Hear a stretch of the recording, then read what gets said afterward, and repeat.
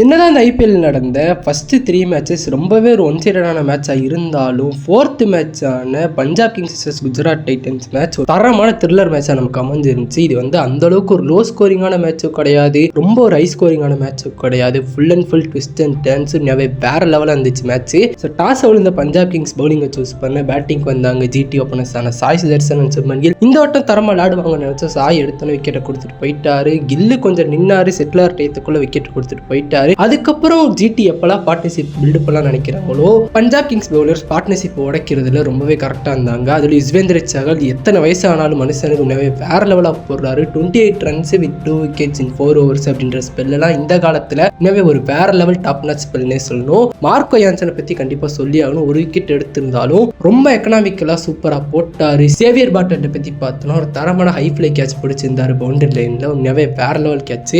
ஜிடியோட பேட்டிங்கை பத்தி பார்க்கணும்னா பெருசா யாரும் அந்த அளவுக்கு சொல்லிக்கிறளோ கிடைக்கல. எல்லாரும் செட்டிலர் டைத்திலே போயிட்டாங்க. அது லைட்டா அடிச்சது சுப்மன் கில் அண்ட் பட்லர் மட்டும்தான். ஓவரால் 163 அப்படின்ற ஒரு சேசபிள் டார்கெட்டை தான் பஞ்சாப் கிங்ஸ் கொடுத்திருந்தாங்க. அதை சேஸ் பண்ற கொள்ள வந்தாங்க பஞ்சாப் கிங்ஸ் ஓப்பனர்ஸ் பிரியன்ஸ் அரியான் பிரப்சிம்ரன் சிங். போன வருஷம் உண்மையா அவங்களுக்கு தரமா அமைஞ்சிருச்சு. இந்த வருஷம் எப்படி அமையும் அப்படின்னு பார்த்துட்டு இருக்க கேப்லேயே பிரியன்ஸ் அரியா அவுட் ஆயிட்டாரு. ககிசோர படம் ஒரு தரமான ஷாட் பால். என்னதான் பிரியன்ஸ் அரியா போயிருந்தாலும் பிரப்சிம்ரன் சிங் ஒரு பக்கம் இன்னும் உண்மையா வேற லெவலா அடிந்தாரு. கூப்பர் கனாலி கூட பார்ட்னர்ஷிப் போட்டு. கூப்பர் கனாலி பத்தி கண்டிப்பா பேசி ஆகணும். நான் கூட நம்ம சேனல்ல சொல்லியிருப்பேன் மிச்சல தான் ஆடணும்னு சொல்லி. ஆனால் கூப்பர் கனாலி வேற லெவல். இந்த மேட்ச்ல தேவைப்படுற நேரத்தில் 6 4 அடிச்சார். அதே மாதிரி சிங்கிள் ரொட்டேஷனும் கரெக்டாக பண்ணாரு. ஸோ அவர் 22 இயர்ல இவ்வளவு தூரம் மெச்சூர்ட் ஆனதுலாம் வேற லெவல். அது ஒரு டெபியூட் கேம்ல இவ்வளவு தூரம் ஒரு ரெஸ்பான்சிபிளான நாக் ஆனதுக்கே அவருக்கு சத்தியமா ஹேட்ஸ் ஆஃப் தான். ஆஃப்டர் 12 hours கூட பஞ்சாப் கிங்ஸ் ஈஸியா தான் இருந்துச்சு அவங்க மேட்ச் அவங்களுக்கு. அதுக்கப்புறம் திடீர்னு என்ன ஆச்சுன்னு தெரியல. பிரசித் கிருஷ்ணா வந்து டோட்டல் மேட்சஸ் மாத்திட்டு போயிட்டாரு. கிட்டத்தட்ட 3 விக்கெட் எடுத்தாரு. ஸோ அந்த 3 விக்கெட் ரொம்ப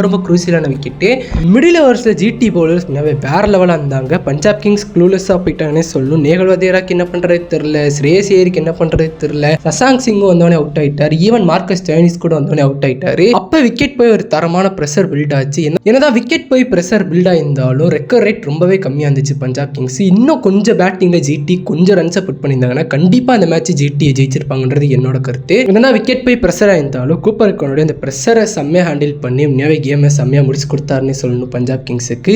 ஒரு பக்கம் கூப்பர் கனாலி பத்தி பேசியிருந்தாலும் எண்ணில் எல்லாரும் விக்கெட் போனதுக்கு அப்புறம் சேவியர் பாட்லட்டும் பேட்டிங்ல கொஞ்சம் ஷோ பண்ணாரு. அதெல்லாம் உண்மையாக வேற லெவல். என்ன கேட்டால் அடுத்து லாக்கி ஃபெர்குசன் வந்தாலும் சரி சேவியர் பாட்லட் ஆடுறது எனக்கு கேட்டால் பெஸ்ட் சாய்ஸ் நான் சொல்லுவேன். ஓவராலா இந்த மேட்ச் இந்த ஐபிஎல்ல இது வரைக்கும் நல்ல மேட்சா இருந்துச்சு. ஸோ உங்களுக்கு எப்படின்னு சொல்லிட்டு மறக்காம கமெண்ட் செக்ஷன்ல கமெண்ட் பண்ணிருங்க. Thank you guys.